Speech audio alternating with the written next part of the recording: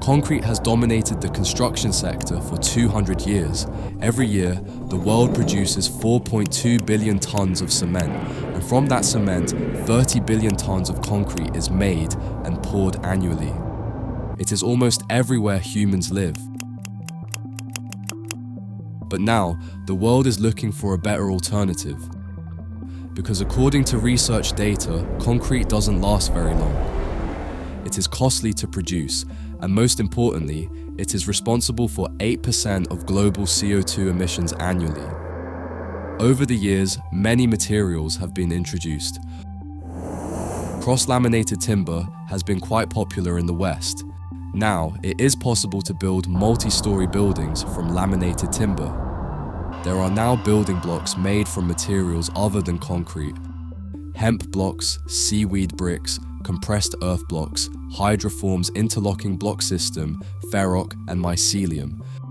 Trash is also being used as a building material for various infrastructure projects.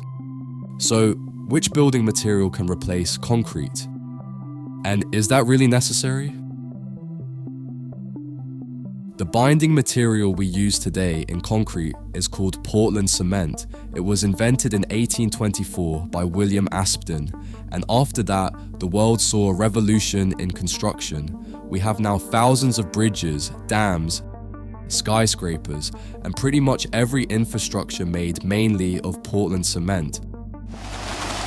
But surprisingly, Portland cement is not better than the cement which the Roman Empire used to build their great infrastructures.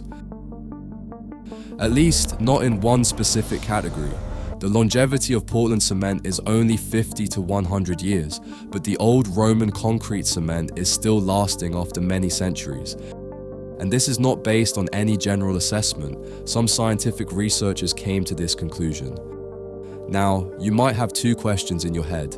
Can't we produce the same construction material or better material than the Romans? And isn't 50 to 100 years enough for a building's lifespan? The answer to the first question is yes. Yes, we can produce cement like the Romans produced. For that, we need limestone, volcanic ash, volcanic rock aggregates, and water. By the way, the Romans used to ship volcanic ash from the Bay of Naples. The limestone was heated in large stone kilns at approximately 1000 degrees Celsius. Heating limestone yields a caustic white powder, quicklime. Next, the quicklime was ground to a certain size. After that, it was mixed with volcanic ash.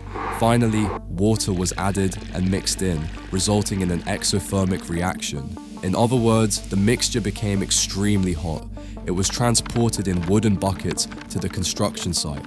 Roman masons had a window of 30 to 60 minutes to use this construction material. All this can be done today.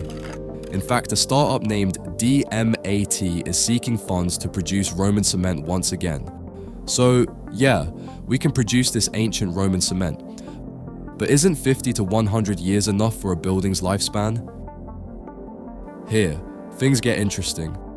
Portland cement, or ordinary concrete, is unrivaled when it comes to building faster. It develops dramatically higher early strength, roughly 2,600 pounds per square inch in just 7 days, whereas Roman concrete reaches only a few hundred pounds per square inch in the same time. But today's world is fast and costly. Massive concrete structures with 50 to 100 years are still worth building. There are 2.8 billion people who have no home or lack adequate housing. To give them a home by 2030, the world needs to build 96,000 new homes every single day. And this is not about pouring concrete build. It means new roads, new sewerage lines, and everything required. Clearly, no other construction material can deliver as fast as typical Portland cement.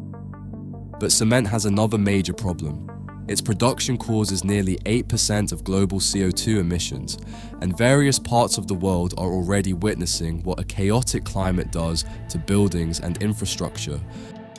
Cement factories emit carbon emission because of two reasons. First, heating limestone to 1,500 degrees Celsius requires massive amounts of fossil fuels. Second, the chemical reaction itself releases CO2 when limestone decomposes. This is why we need better construction materials. Cross-laminated timber is one of them.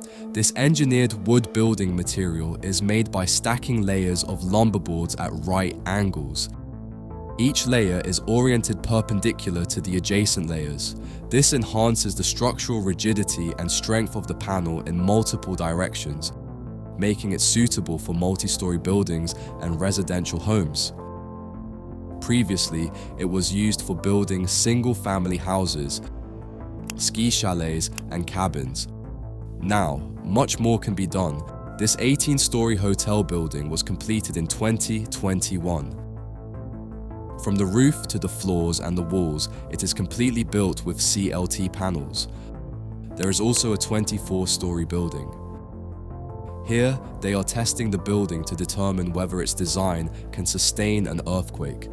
Similarly, this fire test will investigate how resistant these CLT panels are to catching fire. After all, they are made of wood. All of this is impressive, but you might be wondering how it plays a positive role for the environment, as that is a major concern these days. Would it not cause deforestation? No, it can be a sustainable solution, but only under one condition. We have to plant and grow more trees in exchange for everyone that is cut down. And not just that, harvesters must only cut trees that actually need to be removed. However, with timber, we can only build homes and buildings. It cannot be used to build other things, such as roads. The binding material used in road construction is called bitumen, which emits 70 to 80 tons of CO2 during the construction of 1 kilometer of a single-lane road. This is far greener than cement, but our world is facing another terrible problem: plastic trash. According to the United Nations, the world produces roughly 430 million tons of plastic every year. 2/3 of it is used for only a short period of time, such as wrappers, packets, and plastic utensils. Everyone must ask, where does it all go? 46% of plastic waste is landfilled, 22% becomes litter, 17% is incinerated, and 15% is collected for recycling, with less than 9% actually being recycled after losses. This means that even when we are taking all the right steps, plastic continues to come back to haunt us. One promising solution is to reuse plastic in road construction as a binding material or build a complete road with it. Plastic waste, after processing, can partially replace bitumen, the traditional binding agent used in asphalt. The plastic is shredded, melted, and blended into the mix, creating a surface that is more durable, water-resistant, and longer-lasting than conventional roads. Countries like India and the Netherlands have already piloted this approach with encouraging results. Not only does it divert millions of plastic bottles and bags from landfills, but it also reduces the overall cost of road construction and maintenance over time. But in this way, we can use just a fraction of plastic in road construction. A Netherlands leading road construction company, KWS, introduced a groundbreaking concept to build new roads with 100% recycled plastic. Instead of traditional asphalt, it uses 100% recycled plastic to build prefabricated hollow road modules. These modules are lightweight, quick to install, 70% faster than conventional roads, and last 3 times longer. The hollow interior can house cables, pipes, and drainage systems. Obviously, these modules can't sustain the weight of trucks. The company has built the world's first, a 30-meter cycle path, opened in Zwolle, Netherlands in 2018. However, the very roads we build to drive on are quietly generating another waste crisis: tires. A lot of them. When tires are discarded, they cause serious problems because they never biodegrade. They are dumped in landfills, abandoned in nature, or burned illegally, which releases toxic black smoke containing dioxins, furans, and heavy metals that cause cancer and respiratory disease. But we can reuse them as well. Nigeria has been facing the same problem for a time. The country generates millions of discarded tires every year. They are dumped in drains, piled on roadsides, and burned illegally, releasing toxic smoke into the air. One company decided to change that. Free Recycle Limited was founded in 2018 by Ifedolapo Runsewe. The process begins with collection. Used tires are gathered from dump sites, roadside vendors, and tire-changing outlets across major Nigerian cities. The side ring of the tire is extracted by pulling it out forcibly. The tires are then cut into 4 to 6 pieces. A powerful shredder reduces the rubber into small pieces. But along with rubber, there is also some metal in the tire. After shredding, the metal chips are separated using a magnetic separator so the rubber can be processed further. The shredded rubber goes through a crusher machine, which produces rubber fiber and crumb rubber. Both materials are collected separately. Crumb rubber is widely used to manufacture several molded rubber products, especially in construction, such as rubberized asphalt, insulation panels, mats, and sheets. The most common product is rubber tiles. For that, crumb rubber is mixed with an adhesive solution and then put into molds. Once pressed, the tile needs to rest until the binder has completely cured, which can take up to 24 hours depending on the binder used. These products are then sold for schools, playgrounds, offices, warehouses, and construction sites. Since 2018, Free Recycle has processed over 400,000 tires, employs 350 people, and has prevented over 8,100 tons of CO2 emissions, with a target of 5 million tires recycled every single year. But there's a catch. Whether it's tire rubber or recycled plastic, both materials shed microplastics as they wear down, and we still don't fully understand what prolonged exposure to sunlight and rainwater does to these materials and how harmful it is for the environment. One thing is clear though, nobody wants to breathe microplastics off their walls. That's why both materials will stay where they belong, on roads. But nature gives us another kind of raw material entirely. Bio-based composites. Some of them we've only recently started using, others we've been building with for centuries. One of those materials has been around for a long time, but it's only now getting the attention it deserves: hemprete. Hemprete is made from the woody core of the hemp plant, called the hurd, mixed with a lime-based binder and water. That's it. No complex chemistry. No massive industrial kilns burning fossil fuels at 1,500 degrees Celsius. And here is where it gets interesting. Hemp is one of the fastest growing plants on Earth. It reaches full maturity in just 90 to 120 days. During that time, 1 hectare of hemp absorbs roughly 15 tons of CO2 from the atmosphere. So before a single wall is even built, the material is already carbon negative. Unlike concrete, hempcrete is lightweight, about 1/7 the weight of concrete. It is naturally resistant to mold, pests, and fire. It also acts as a natural insulator, regulating temperature and humidity inside buildings.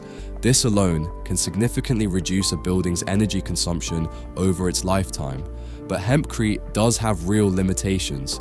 It cannot bear structural loads on its own.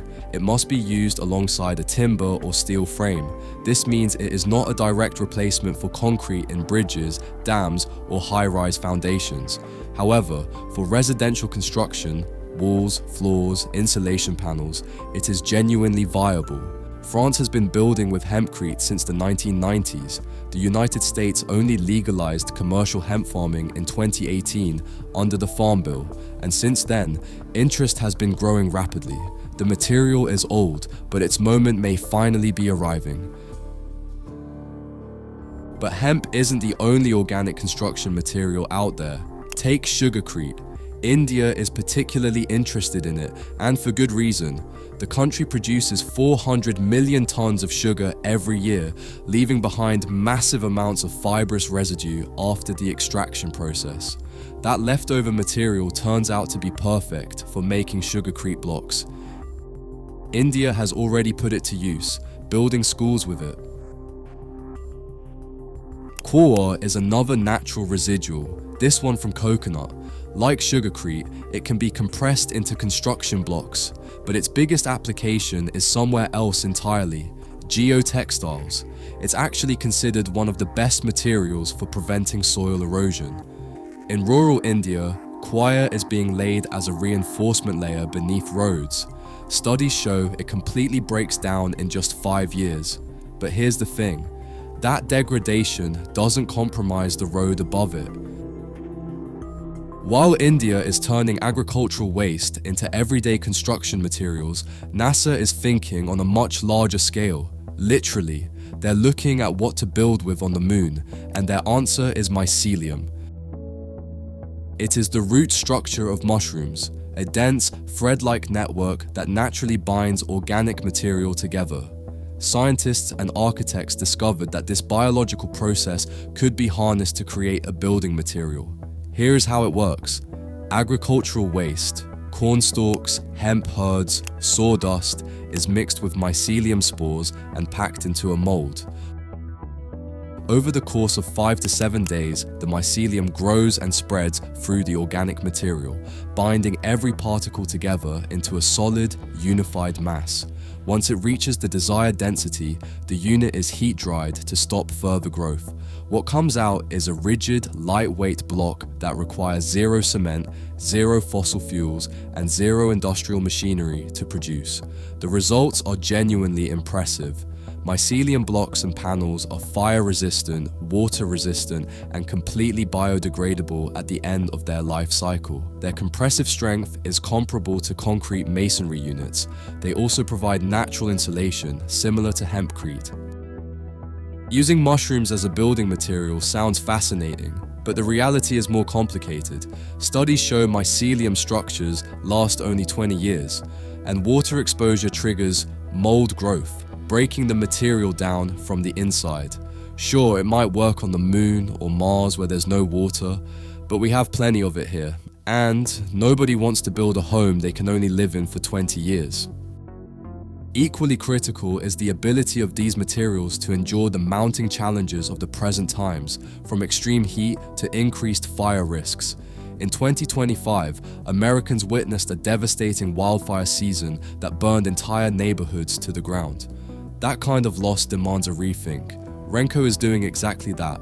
Their interlocking composite blocks are made from recycled glass fibers, plastic, resin, and stone, and they're built to be fire resistant. But what makes Renco truly different is how they go together, like giant Lego bricks. No cutting, no welding, no grinding. Workers simply follow color-coded plans and glue the blocks into place. At Lakewood Village in Palm Springs, Florida, 11 workers with no formal construction training assembled 4 3-story apartment buildings in just 8 weeks. The result? A structure 23 times stronger than concrete, Category 5 hurricane resistant, and virtually 0 waste on site. Every year, coal power plants around the world generate approximately 1 billion tons of fly ash, the fine powder that is left behind after coal is burned. For decades, most of it was dumped into landfills or released into the air, contaminating soil and groundwater near communities that had no say in the matter. But fly ash turns out to be remarkably useful. When fly ash is combined with an alkaline activator, typically sodium hydroxide or sodium silicate, it undergoes a chemical reaction that produces a material with binding properties similar to Portland cement. This is called a geopolymer concrete, and it performs surprisingly well. Geopolymer concrete is denser, more resistant to chemical corrosion, and handles high temperatures far better than conventional concrete. It also sets faster, which matters enormously in large-scale construction. Most importantly, its production emits up to 80% less CO2 compared to Portland cement, because the fly ash is already there. It is a waste product. The energy-intensive limestone heating process that makes conventional cement so damaging simply does not happen here. Countries like Australia, India, and China, which generate enormous volumes of fly ash from their coal industries, have already begun integrating geopolymer concrete into infrastructure projects, bridges, and road construction. The challenge, however, is consistency. fly ash composition varies depending on the coal source, which makes standardizing the final product difficult. And as the world phases out coal, the supply of fly ash will eventually decline, so this solution has a built-in deadline. But right now, the material is sitting in landfills waiting to be used. Another material worth mentioning is Arium. It's made from Portland cement slurry with special additives, including aqueous foam. But here's the thing, 90% of it is air. That's literally where the name comes from. It works as an insulation material and can be used in floors, roofs, attics, road construction, and void filling. And its density can be adjusted depending on what you need. At low density, you can push a finger straight through it. At high density, it can take a hammer hit without breaking. Same material, completely different performance. According to the manufacturer, it can cut CO2 emissions by 30%. So, do we actually need these materials? This is the real question, and the answer is more complicated than a simple yes or no. The world is not short of concrete. It is the most produced material on Earth after water. It builds fast, it builds strong, and it builds cheap. For the 2.8 billion people who currently lack adequate housing, concrete remains the most realistic path to a roof over their heads. No alternative material comes close to its speed or scale. But here is the problem. We cannot keep building the way we have been building. The construction sector produces 40% of global CO2 emissions. We are building homes and destroying the climate that protects them at the same time. This is the contradiction we are living inside, and this is exactly why we need all of them. Not one material to replace concrete, all of them working together, each solving a different piece of the same problem. CLT for multi-story buildings, hemprete for walls, Mycelium for insulation, fly ash concrete for infrastructure where strength still matters but emissions cannot be ignored. No single material wins. No single material has to. The construction industry does not need one revolution. It needs many, happening simultaneously, at scale, right now.